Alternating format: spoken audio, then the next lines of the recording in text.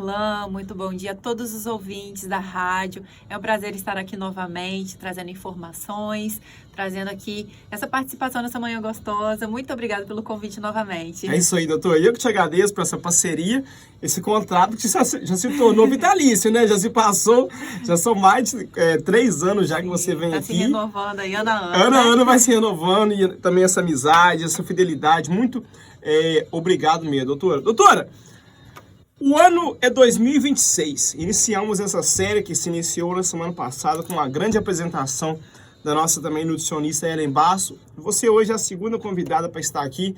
Estamos iniciando, que se inicia amanhã, o mês de março, que é o mês da mulher, é o mês de vocês, né?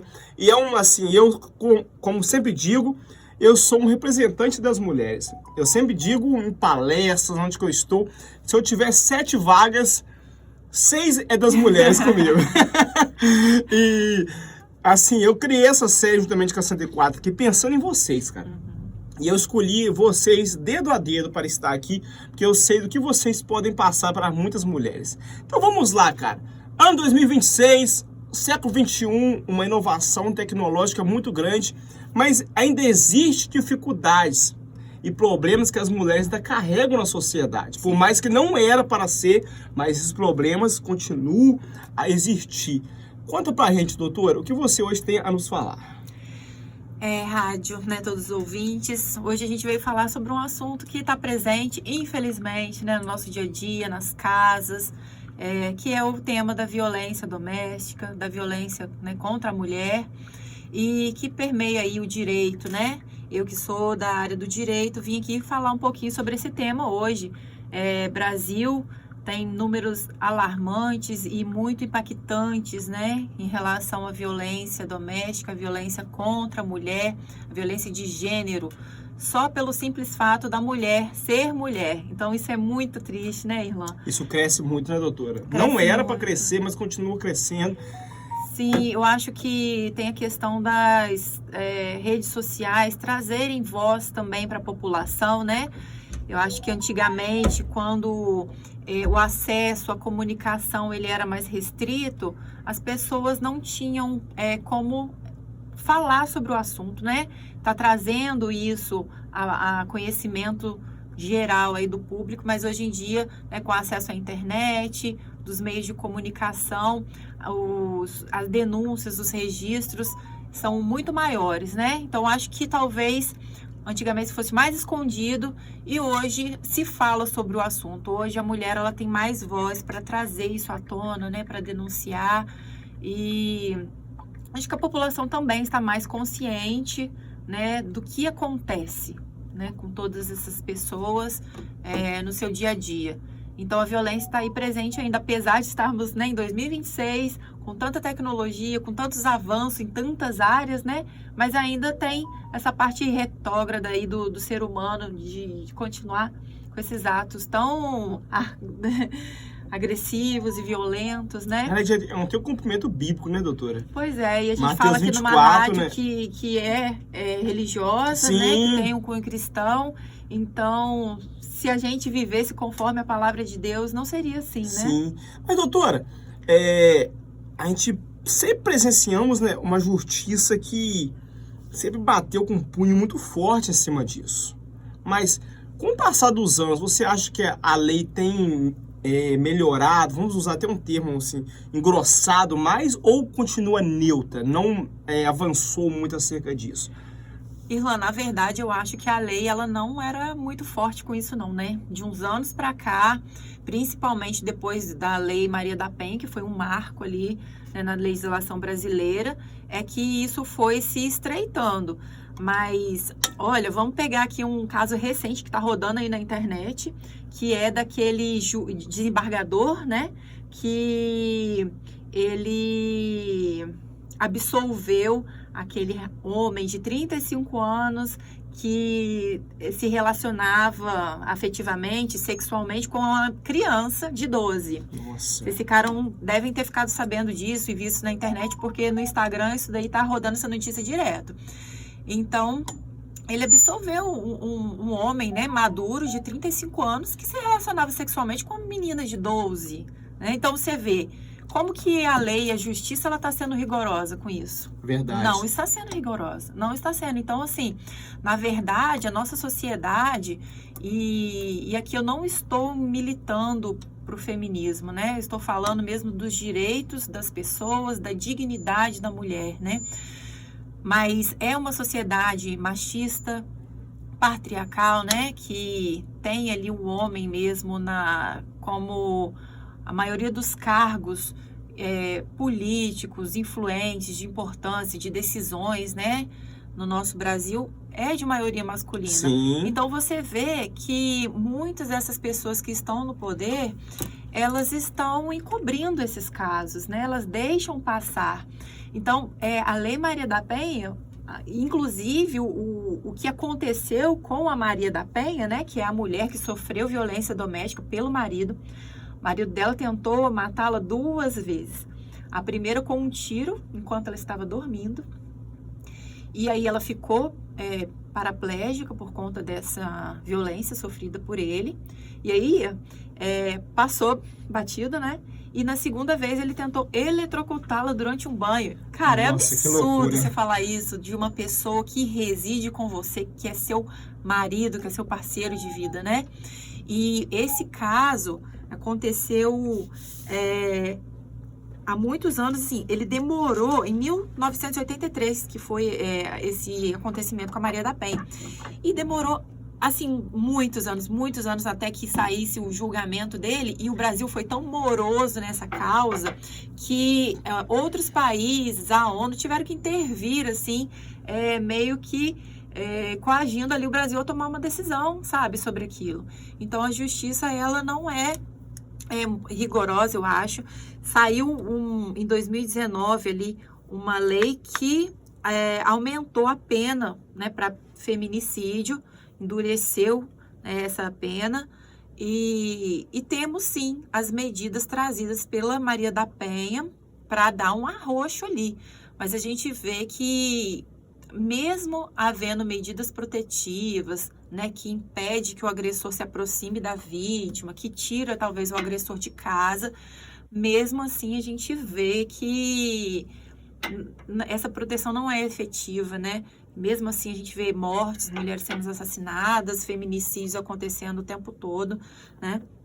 E a gente tem números muito alarmantes em 2025 sobre, por exemplo, feminicídio.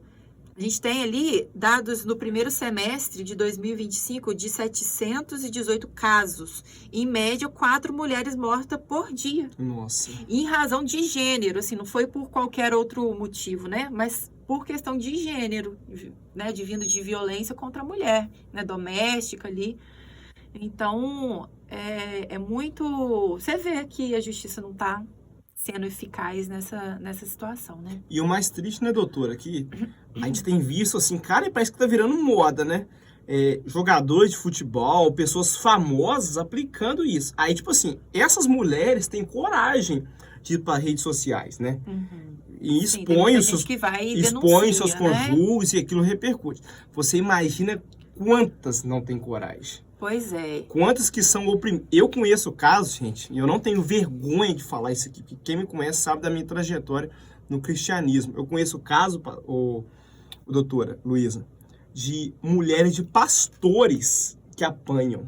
Olha Eu só, não tenho gente, vergonha de falar isso. como que um líder religioso vocês que mesmos estão me prega ouvindo. a palavra de Deus, Sim. de Jesus Cristo, faz isso contra eu a sua conheço esposa. casos de mulheres, de É muito pastores, pessoas que utilizam de cargos eclesiásticos das igrejas, que apanham. E às vezes também, doutora, não existem agressões que não são físicas. Tem Sim. pessoas que estão sendo muito mais destruídas, não fisicamente, mas também o psicológico dessas pessoas. Eu fico assim, assustado, às vezes, eu como profissional da área da saúde, como tem pessoas que hoje, do nosso meio religioso, tentando dependência de algumas medicações e tá um dos frutos isso. Sim, são vários os tipos de violência. Então, a pessoa às vezes acha que só não bater tá resolvido, eu não Sim. bato na minha mulher. Mas que tipo de outras violências ela pode estar sofrendo? É muito interessante, porque a gente tem que trazer isso para dimensões menores do tratamento que você tem com a sua esposa com a sua filha dentro de casa. Por quê? Começa nas palavras, né, Irlan? Então, se você faz uma violência verbal, né, uma violência ali de xingar, de humilhar, de constranger, né? É uma violência que não é física, é uma violência que vai ser ali psicológica. Você fazer ameaça, manipulação. Tem gente que isola, né? Parceiros que isolam a mulher de conviver né, na sociedade, de ter amigas, né, de estar com a família, fica restringindo ali o ciclo dela, né, de convivência, e aquela vigilância constante, né, é um tipo de violência psicológica. A gente tem também a violência patrimonial, né, quando esse agressor ele abusa das questões financeiras, econômicas, né, de dinheiro ali, do patrimônio dessa outra pessoa.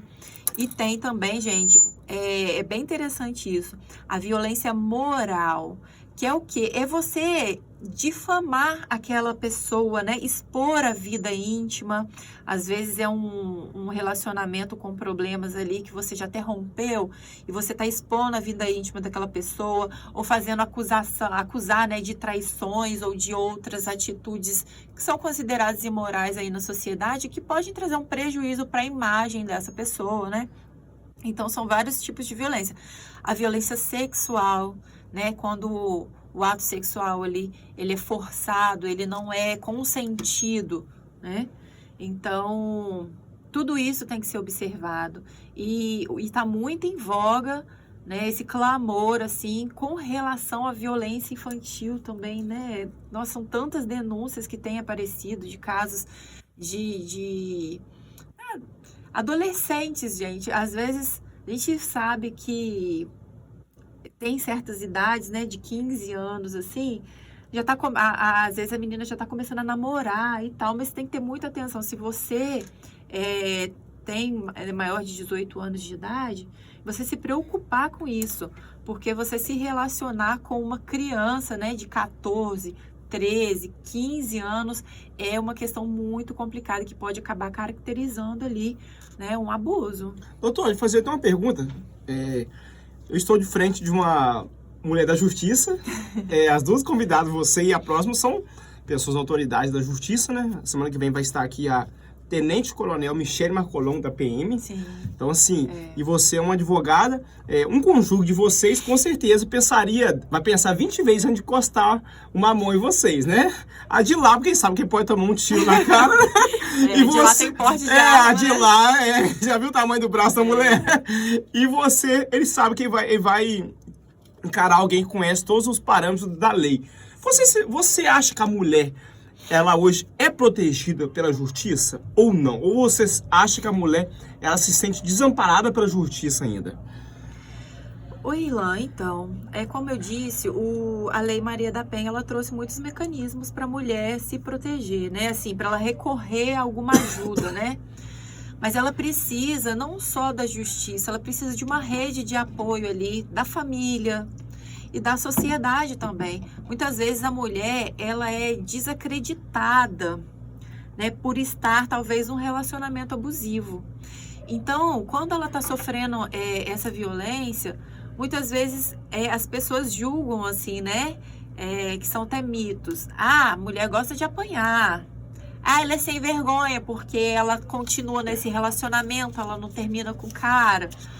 Ou se não, quando houve um rompimento e aí ela volta para aquele relacionamento, há um julgamento enorme ali, né? Dessa mulher que volta para um cara que já a agrediu anteriormente, né?